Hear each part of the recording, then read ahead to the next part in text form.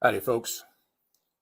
Welcome to the very chilly patio on the No Shoes Bar and Grill here deep in the heart of the Republic of, well, depending on exactly what hour you're talking about, the spring, summer, winter, or fall, the Republic of Texas.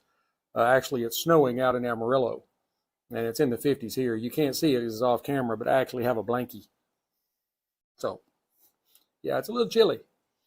It's probably it was 55 earlier, but I think it's gone down a little bit. So anyway, I've been sitting here waiting because my old unused cell phone that I used to use to watch myself when I'm doing this, I turned it on and it started an automatic update. Like, I don't use this damn thing anymore. Why is it updating? It wouldn't let me not update. So anyway, but I'll get that figured out as we go along because I ain't got time to be messing around today.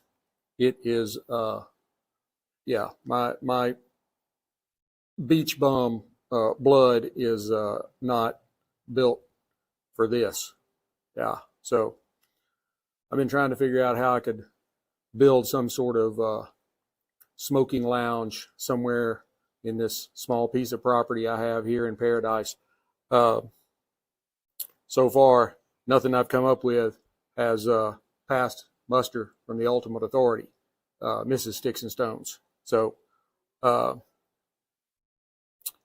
anyway, we're going to go ahead and get going.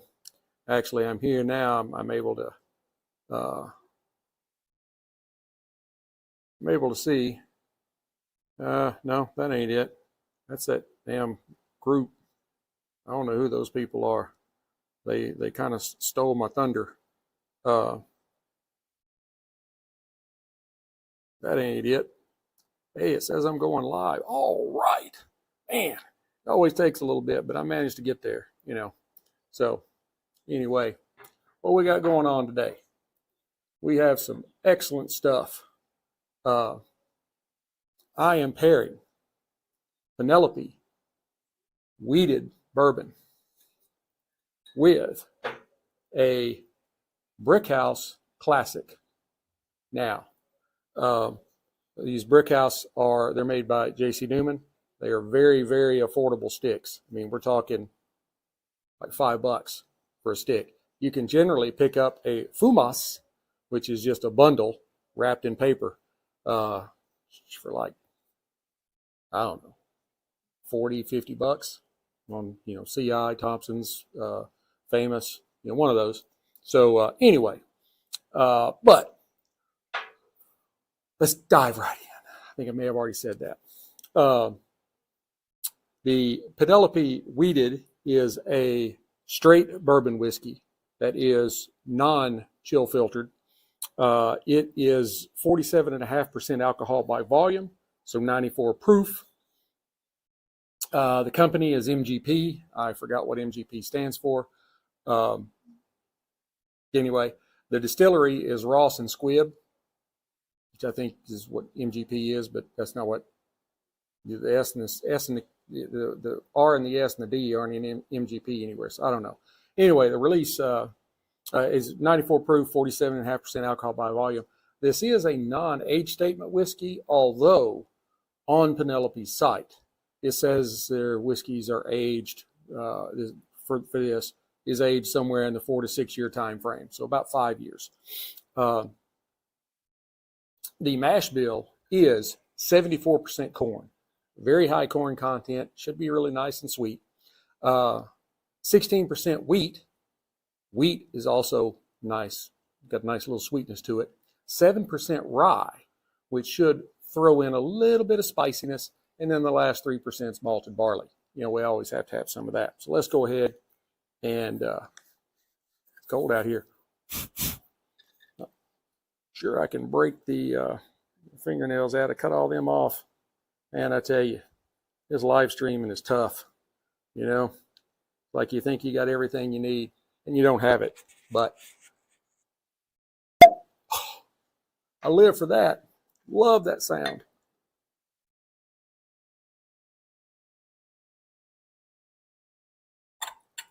Glasses up, a nice little pour there. All right.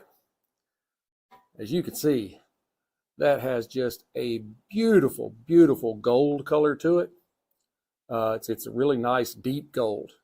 There aren't really any, a lot of times when you get wheated bourbons, they'll have kind of a red hue to them, kind of like with Makers. This one doesn't have that, but it is just a beautiful, beautiful gold color. I mean, wow. On the nose, it has a very delicate aroma that it just makes it to you before you get the glass up to your nose.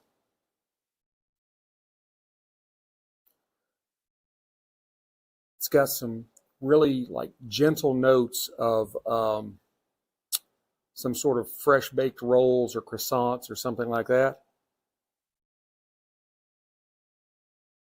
It's got a wonderful vanilla aroma to it with some nice kind of sweet corn and then maybe just a little touch of brown sugar.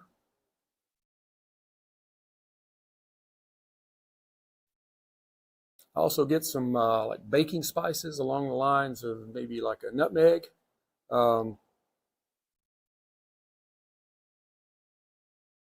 And specifically, not just any orchard fruit, but like pears. That has, I mean, you might find yourself just caught up in just smelling the spirit for a while, because it is a wonderful aroma. And for it to be 95 proof, there is absolutely no alcohol burn on the nose at all. Man, that's just wonderful. But hey, I know we're here for more than that, so we're going to keep going.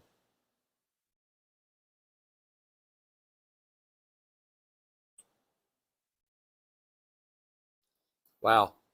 On the palate, he really leans in to that 4-grain blend. You're really catching a little bit of all of it, except, you know, maybe the malted barley, because it's you know, there's so little of it. But you pick up the, you know, really nice corn sweetness. You get that nice gentle sweetness from the wheat, and then you catch that little spiciness of the rye. Oh man, really good.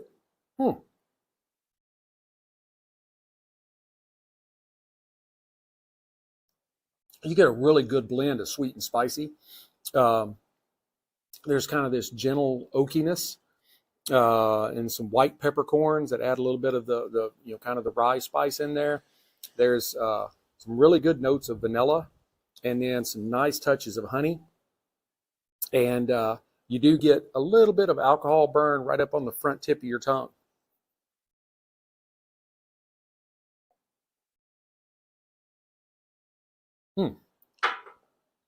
That's really good stuff.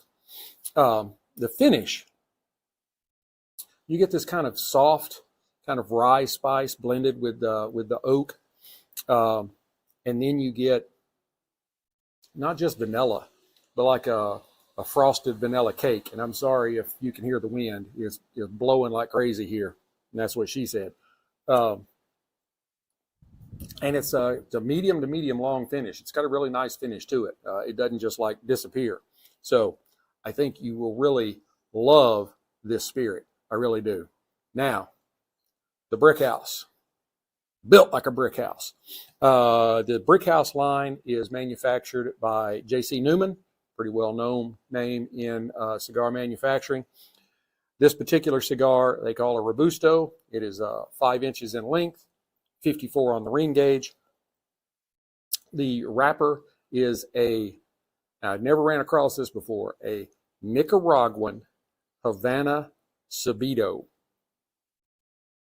So, and then the binder and filler are both Nicaraguan tobaccos. So this should have a little bit of spiciness on it too. And this is a medium to full, cigar. Visually, it's a really nice looking stick. There is a little bit of color change down near the end here. You may be able to kind of see it when the light's on it just right. You can see where the colors change right there in the leaf. The seams are, I was trying to think of that word, seams. The seams are visible but they're very tight. There is minimal veining. The few veins that are there are pronounced. You can see them really well, but it's not like there's a lot of smaller veins coming off. It has a triple, actually, 1, 2, 3. You kind of say, you could, yeah, I guess that, no, it's tucked up under there. I actually see 4 caps on this thing. One I was smoking last week had 4 caps. Wow, maybe that's going to be something new in the cigar industry or something. I don't know. It's got a slightly oily wrapper to it. Does appear to have a few hints of tooth. We'll kind of watch for that because I really love that when that happens. The little pockets of oil that are in the wrapper leaf warm up enough that they pop through the leaf. And it creates the little wet spots on the cigar. Yeah, I really like that. That's So on the nose,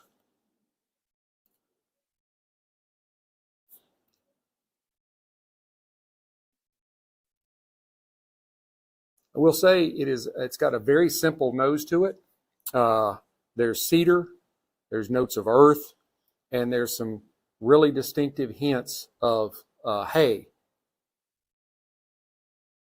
I mean, a really nice undercurrent of hay in that. It's just like if you go into a barn that's full of hay, it's just a really great aroma. It really is. It's typically frowned upon. And then stick it in their cutter. I always do it because I just want to try and help keep it from, anything breaking off of it's not supposed to. So using my C-Car, I think I'm pronouncing that right. I think that's the way it's said. My V-Cutter, I am very partial to the V-Cut. That is my preferred method of cutting.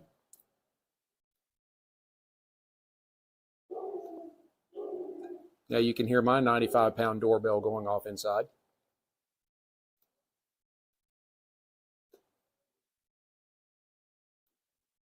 On the cold draw, there's a nice nuttiness to it with a little bit of dried fruit, something along the lines of like figs or dates, maybe dried plums, and that also brings in a slight sweetness to it.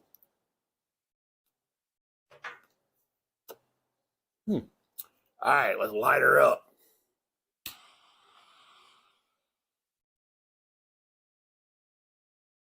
I'm very happy to be back doing this show all the time, and I tried doing kind of the political thing. Yeah, that'll give you ulcers.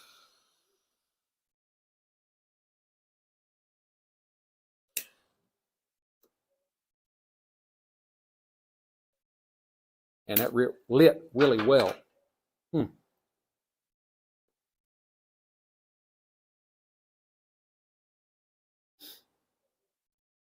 There's a significant amount of nuttiness on the light, on the puff.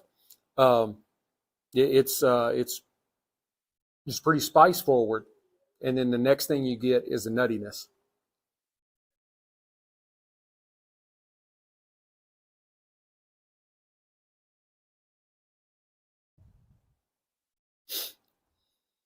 There's a little bit of dried fruit, maybe some touches of maybe kind of licorice in there somewhere.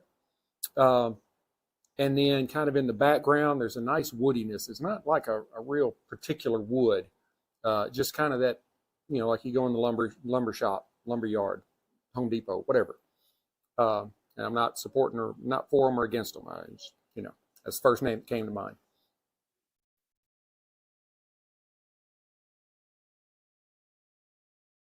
I have a feeling, even though that is very, very low, that you might be able to hear my TV. Keeps TV on out here, gives me something to look at. So, because there's generally a half a cigar left to smoke when I cut off. So, I'd have something to do.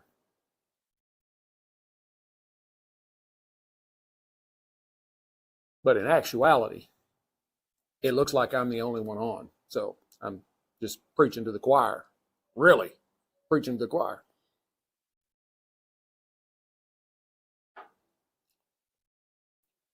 All right, need to try that my normal way.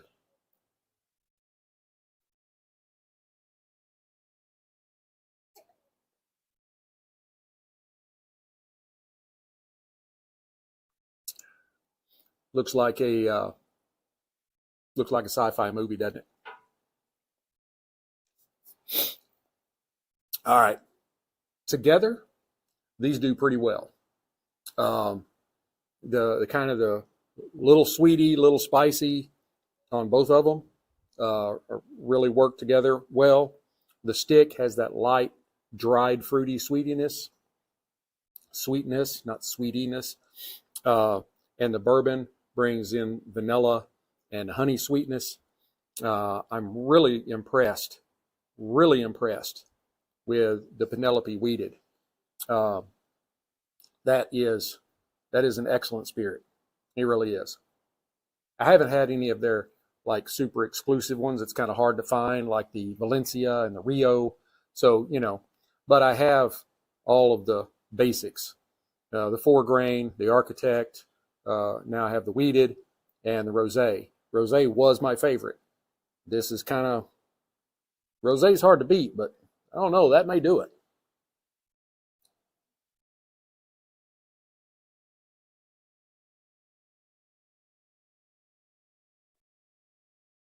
There's a citrusy tang on the retro that it's really pronounced. I won't say that. I don't think there's much in the way of peppery or spicy.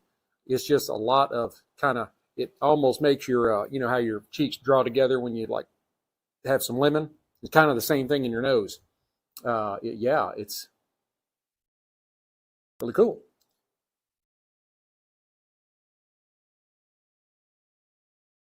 If you are following me on X, you may be like, this dude posts a whole lot of stuff that has nothing to do with spirits and cigars. And you're right.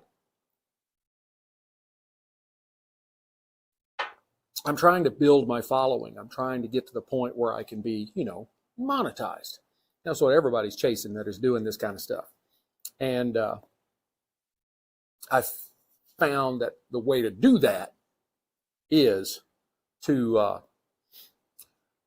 put your tweets into as many popular pies as possible. But I am staying away from politics.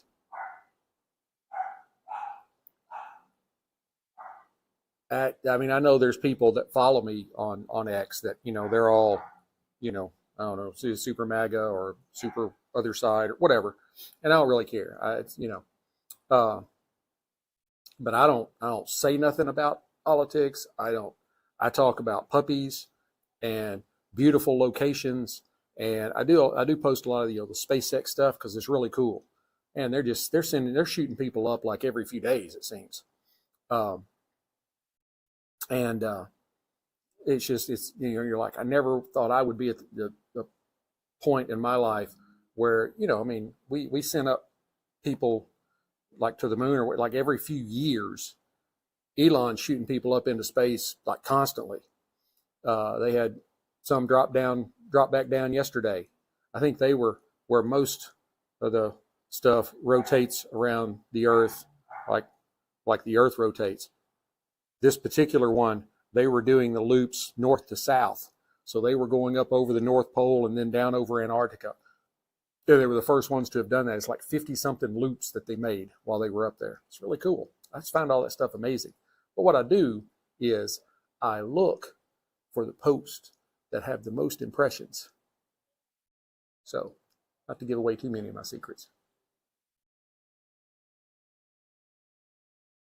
As long as those posts have nothing to do with politics or the economy or anything like that, I'm keeping it positive.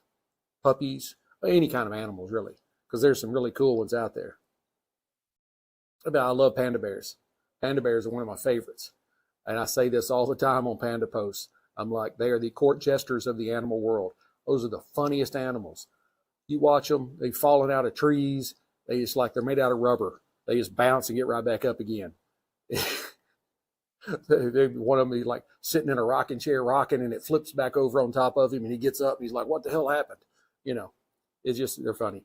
But then you see the panda mamas with their babies and you're like, wow, they are so gentle and so loving. It's just amazing.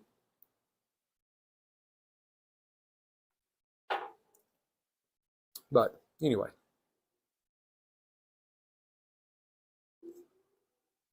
Now, I'm sitting here watching some of my other favorite stuff. That is ghost stuff. I love watching those ghost shows. I find it funny. It's kind of cool, you know.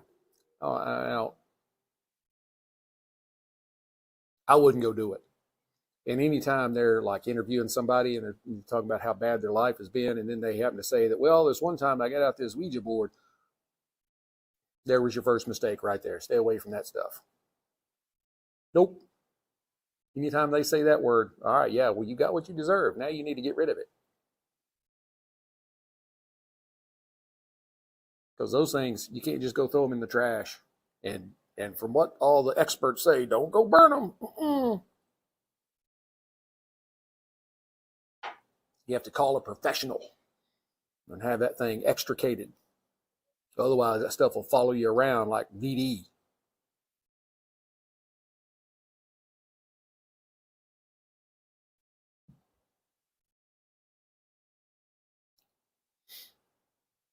This is a pretty good cigar. I mean, for a $5 cigar or even less if you're buying them in the Fumas. I think this is a 5-pack. That's typically what I do. I buy 5 packs until it's something I know I like. One thing that I found, not to overshadow this thing, but you're probably going to see me smoking quite a bit, is Macanudo orange labels. The Inspirado orange. I have accumulated 2 boxes of the Robustos in the orange label. I love that cigar. I have 2 5-packs and what's left of a 5-pack, like 3 or 4 cigars of the Inspirado white label. It's pretty good too. I've got 3 or 4 of the red labels. I am not certain I've smoked the green label yet, and I know I haven't smoked, I'm pretty sure I haven't smoked the black label. Need to try those too.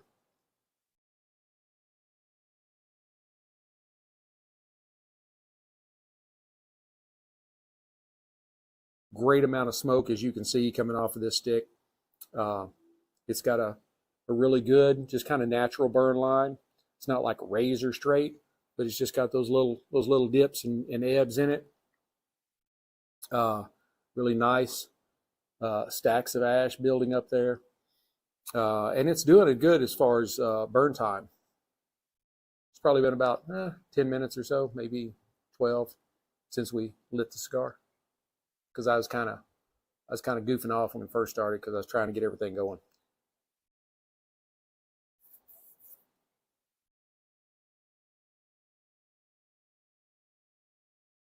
Now, I was gonna pick my phone up and turn it around because you get that like forever effect, like if you're holding a mirror to a mirror or something like that.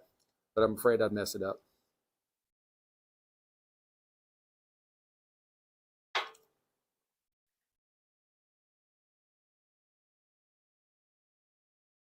The hell is he driving?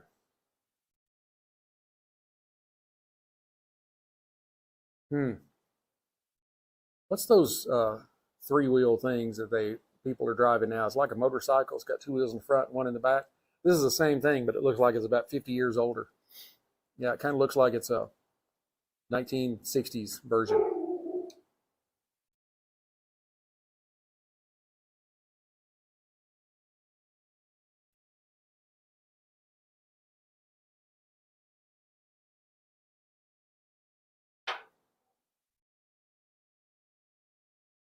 I will say, this has been a really great matchup. I think I'm definitely going to be doing some more pairing with the wheated. I think I already have some things in mind that I think would go really great with it. And the orange label, Macanudo, is probably one of them. So you may see me pairing this, the wheated bourbon again here in the very near future. Sorry. But I do have a thing for wheated bourbons. I'm a big Maker's Mark fan. I'm a big Four Roses fan, and those are more wheated type bourbons. I've got rye, and I drink rye. Not a lot of it, though. Matter of fact, I've got a bottle of E.H. Taylor in there that I haven't even taken out of the little tube thing yet, whatever they call that. Need to figure out what they call that. Oh, we're looking for ghosts somewhere in the tropics. Oh, there's a baby with his mouth, a baby doll with his mouth wide open like it was crying. No, no. I wouldn't buy that for my kid. Crazy? Wake up in the middle of the night. Cause all kind of nightmares.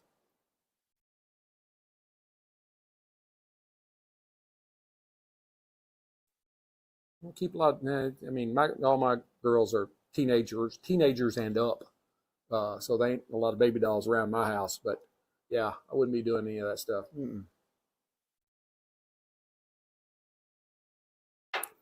That's crazy. That's like that doll down in Key West somewhere that's supposed to be like haunted, and if you have to like ask permission to take pictures of it or what, no, ain't going there. Nope, nope, nope, nope, not going. Don't want to see it. Nope. So hey, hang on just a second. Sorry, it's cold out here, and I wasn't going to do anything nasty on camera, so I just had to wipe my nose. There's a towel off camera.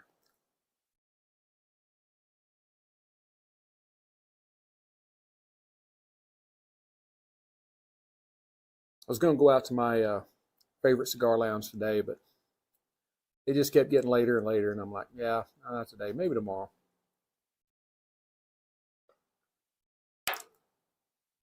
Maybe tomorrow. So, but we are nearing the 30-minute mark, and that's kind of where I like to cut it off. I don't do those hour-long ones anymore. I'm still the only one watching anyway, so you know. But as we're getting closer to the halfway mark, we're probably like a third of the way in, or something thereabouts. You're seeing the kind of spicier notes kind of retreat to the background in the stick, and that dried fruity sweetness kind of coming up a little bit. So yeah, this is a very enjoyable smoke. And you know, hey, you get a bundle of them for less than $50. You got like 25 cigars, or 20. It's 20 or 25. I forgot. It's a great cigar, just to keep in your humidor. Doesn't cost you a whole lot of money. It's a really nice smoke, and you really enjoy it. It's a whole lot. It's a whole lot better for me, being the frugal person that I am. That's why you don't find any Pappy Van Winkle in on my whiskey shelves. You can smoke a whole bunch of these for the same amount of money that you can smoke one super expensive cigar. Now, and I have yet to try one of the like super expensive cigars that I've said, oh yeah, I need to spend some more money and buy another one of those.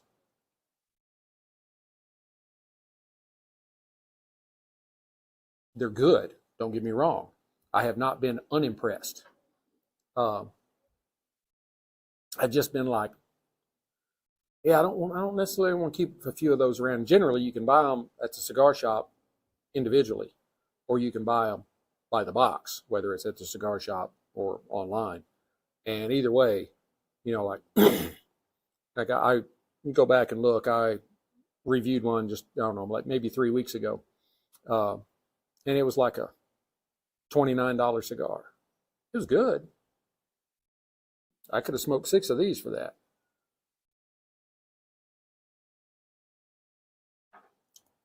And it's the same with the Swiss brand. They know who they are. It's a good cigar. It's not worth $30 a stick. Maybe if there's a surprise trip to Switzerland in there, might try that. Love to go to Switzerland, and then just across the border from Germany, the motherland.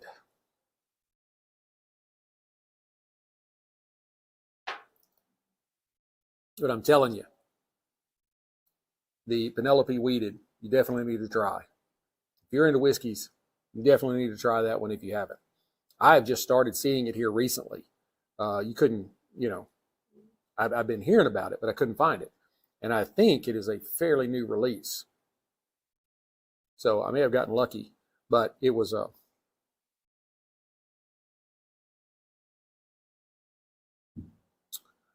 like a $50 bottle.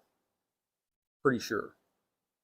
Because my little small package store that's kind of tucked around where I know not many people, and as a matter of fact, the only time I've been in there that there's been anybody other than me and the person working behind the counter is like I've been there once and there's been one other person there. No, two other people there. And they had a bottle of E.H. Taylor small batch sitting out there with a sign under it that says, you can buy this if you spend $40. So I spent $50. They happened to have that on the shelf. So I bought a bottle. It was $50, and I got to buy the E.H. Taylor small batch, which was like closer to $100. Now it's like $70. Something like that. All in all, it was between $125 and $150 for both of them. So with, you know, the taxes and stuff. So anyway, I'm going to let you go because now we're over 30 minutes. Be sure to hit like, subscribe, share, notify, whether you're watching on X or YouTube or wherever. Go see me on all the other ones. You know, like me, subscribe me, all that over there. And tell your friends because I'm really glad to be back doing this. I didn't like the other stuff. The other stuff was just, So until we get to be together again, keep your sticks dry, stones cold. Have a great day.